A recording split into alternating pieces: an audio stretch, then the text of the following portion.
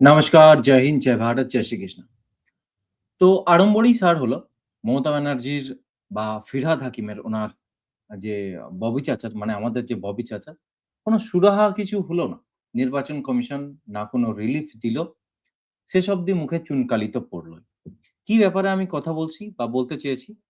এটা হলো সেই ব্যাপার।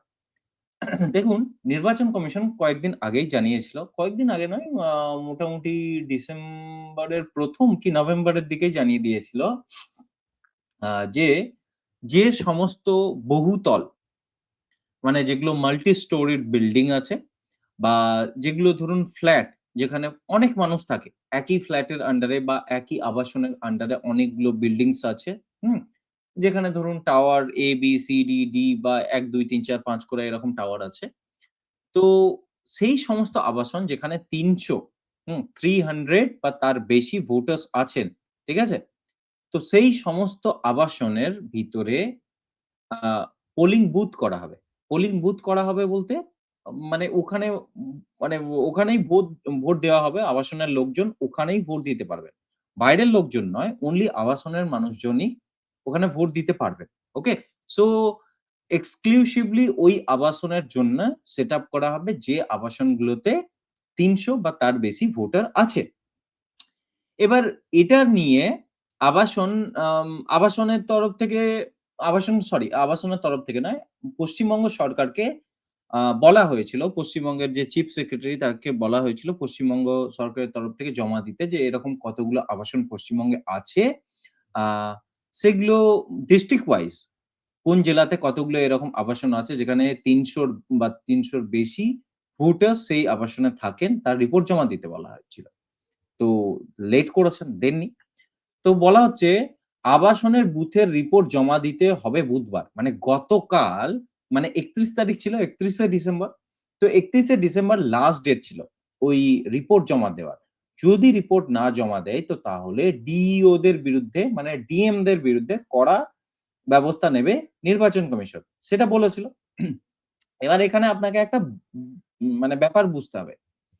যে আপনাদের মনে হতে পারে যে যারা গ্রাম বাংলার বাকি অঞ্চলের মানুষ বা যারা ধরুন কলকাতা, আসানসোল, দুর্গাপুর আ বা ধরুন শিলিগুড়ি, দার্জিলিং এরকম টাইপের শহরে না থাকেন, কৃষ্ণনগর বা বহরমপুর এরকম বড়, বড় শহরে না থাকেন, তারা এটার গুরুত্বটা অতটা বুঝতে পারবেন না। ব্যাপারটা কি?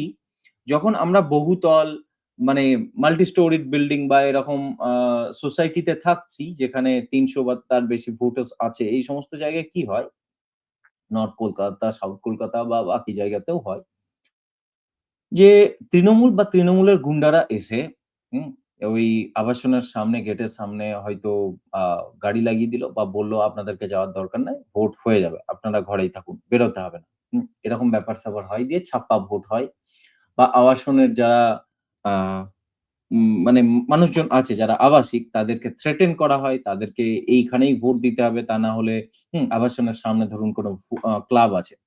প্রত্যেক আবাসনের আ মানে যেখানে মোটামুটি বড় আবাসন, যেখানে মোটামুটি ৩০০ বা তার বেশি ভোটার্স আছেন, তার হয় তার সামনে ক্লাব আছে, নয়তো তার পাশে ক্লাব আছে বা আবাসনের মধ্যে ক্লাব আছে বা এরকম কোনো একটা ক্লাব আছে, আশেপাশে থাকবে, যেটা তৃণমূল বা তৃণমূলের আশ্রিত ওই সমস্ত গুন্ডাদের দ্বারা হবে। ওকে? তো তারা কি করবে? ওই সমস্ত আবাসিকদেরকে থ্রেটেন করে। যে তৃণমূলকেই ভোট দিতে হবে বা নয়তো ভোটের দিনে বেরোতে দেয় না। গাড়ি এনে লাগিয়ে দেয়, আপনাদের ভোট হয়ে যায়। এই সমস্ত বিষয় চলতে থাকে এবং এটা নতুন নয়। বেশ আ মানে দীর্ঘদিন ধরে চলে আসছে। শুরু করেছিল আ সিপিএম, তারপর সেই জিনিসটাকে ক্যারি ফরওয়ার্ড করছে টিএমসি। এবার ব্যাপারটা হলো যে এই জিনিসটা নির্বাচন কমিশনের কাছে গেছে। হুম?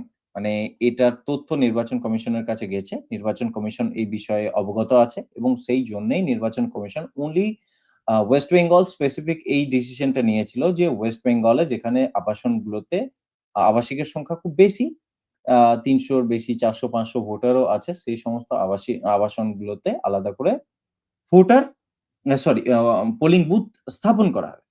এবার এটা নিয়ে মমতা ব্যানার্জির কিন্তু বিরাট মানে মাথার টনক নড়ে যায়। যে হলো কি? আমার তো বিরাট বড় ভোট আ মানে বেরিয়ে যাবে। এবং দেখুন কলকাতার শহরতলিতে এই সমস্ত এরকমভাবে বহুতল আবাসনেই তো মানুষজন থাকেন না? এমন তো নয় যে কটা এরিয়া আছে এরকম বড়, বড় শহরগুলোতে যেখানে মানুষ নিজের বাড়িতে থাকে। মেক্সিমাম মানুষ তো ফ্ল্যাটে থাকে। তো সেই সমস্ত জায়গাতে কি হচ্ছে, এই যে কন্ট্রোলটা থাকে না, এই কন্ট্রোলটা চলে যাচ্ছে। এই নিয়ে যখন এই খবর আসে তো সেই নিয়ে প্রতিনিধি দল গেছিল। এর আগে একবার প্রতিনিধি দল পাঠিয়েছিল ওই ইয়েতে। গতকাল তো একটা প্রতিনিধি দল দেখা করেছে অভিষেক ব্যানার্জি। তো ওটার ব্যাপারে পরে কথা হবে। তো অভিষেক ব্যানার্জির বা এই প্রতিনিধি দলের আগে মানে এবারের আগে যে প্রতিনিধি দল গেছিল তারা এই ব্যাপারে চর্চা করেছিল যে বহুতলে আলাদা করে মানে পোলিং বুথ করার দরকার নাই। ওই এরিয়ায় যে পোলিং বুথ থাকছে তাতেই হবে। তো নির্বাচন কমিশন শোনেনি। তো তাই নিয়ে এবার কি হয় আমার ববি চাচাকে নিয়ে, আমার ববি চাচা, ঠিক আছে? তো আমার ববি চাচাকে নিয়ে সরি আমার ববি চাচাকে নিয়ে নয়, আমার ববি চাচা ওই আবাসনের মালিকদেরকে নিয়ে একটা মিটিং করেছিলেন কিছুদিন আগে। এটা দেখুন ৩রা ডিসেম্বর, আজকে হচ্ছে ১লা জানুয়ারি। ৩রা ডিসেম্বর ১ মাস আগে দেখুন কি বলছে এটা আনন্দবাজার.com এর খবর। বলছে বহুতলের বাসিন্দাদের সঙ্গে মেয়রের বৈঠকে হঠাৎ ফোন মুখ্যমন্ত্রীর। কথা বললেন টানা ৩৭ মিনিট। কি বার্তা? তো ওই আবাসনের মালিকদেরকে অ্যাকচুয়ালি থ্রেটেন করা হচ্ছিল। দেখুন এরা থ্রেটেন ছাড়া কিছু করতে পারে না। থ্রেট করা হচ্ছিল। যে পোলিং বুথস ওখানে আপনাদের ওখানে তৈরি করতে দেবেন না বা আপনারা বলবেন যে আমাদের এখানে হবে না। হুম? এই সমস্ত ব্যাপার। এই যে শহরের যে সমস্ত বহুতলে আবাসন ৩০০ র বেশি ভোটার রয়েছে, তার ভিতরে ভোট কেন্দ্র বসাতে চায় নির্বাচন কমিশন। এর বিরোধিতা করে মুখ্যমন্ত্রী চিঠি দিয়েছেন। বুধবার আবাসিকদের সঙ্গে তিনি কথাও বলেছেন। তো বুঝতেই পারছেন ওই রিলেটেড কথা। এবার ফিরহাদ হাকিম এই মিটিং করেছেন এবং তাতে ৩৫ মিনিট না ৩৭ মিনিট মুখ্যমন্ত্রী কথা বলেছেন ফোন করে। ওকে? সো বহুতলের আ যারা মালিক বা অ্যাসোসিয়েশন এর যারা মালিক আছে বা যারা প্রতিনিধি আছে তাদের সঙ্গে তাদেরকে বলা যে, "দেখো ইলেকশন কমিশন কতদিনের? হুম? যতদিন ভোট আছে ততদিনের। তারপর তো তোমাদেরকে আমাদের সঙ্গেই থাকতে হবে না? তো বেশি পেঁয়াজি করো না।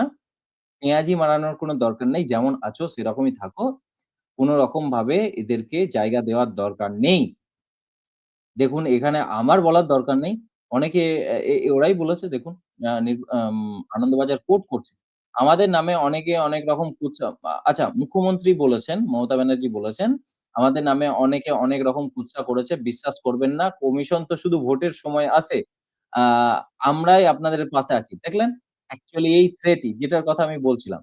মমতা ব্যানার্জি আরো বলেছেন, "কাউকে ভয় পাবেন না, কারো কথায় কান দেবেন না। কোনো সমস্যা হলে আমাদেরকে বলুন। আবাসনের ভিতরে কোনো আয়োজন করতে গেলে আগে আবাসিকদের অনুমতি দিতে হয়।" মনে করিয়ে দিয়েছেন মমতা। মমতা মনে করিয়ে দিয়েছেন মানে এটা অ্যাকচুয়ালি থ্রেট করছেন।